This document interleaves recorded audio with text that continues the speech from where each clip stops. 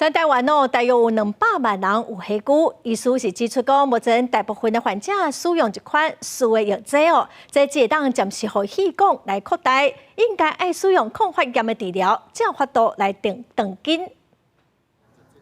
有血骨病史的民众，这种用输的药剂是不了接款。不过，胸坎科的医师林晨发现讲，现在有患者甲急救咧使用的，短时间内会当消透的药剂，当作是日常咧保健使用，甚至一年用超过3支。台湾胸坎甲动静家护医学会指出，原改型用输的药剂，敢来当暂时互气管扩张。真正要控制血骨的关键是抗发炎的治疗。我们一般当做急救用，就是有症状的时候来吸一口，那就可以改善很多的一些的表面上的症状。可是，在这种气喘底下的这个发炎，那没有受到控制，所以很重要的抗发炎才是重点。台湾胸坎动静家护医学会针对中度甲重度血骨的患者普查发现讲，使用原改型用输的药剂，嘛食类固醇的患者，是比接受抗发炎治疗的患者加要3倍。医生强调讲，虽然抗发炎的治疗时间需要几个月，甚至是几年，无法度在短期内就看到效果。不过，这才是控制血骨根本的方式，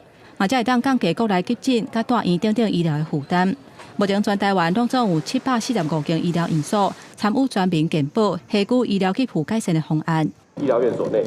你纳入这个照顾管理、个案管理的病人有多少？你怎么样去减少这个病人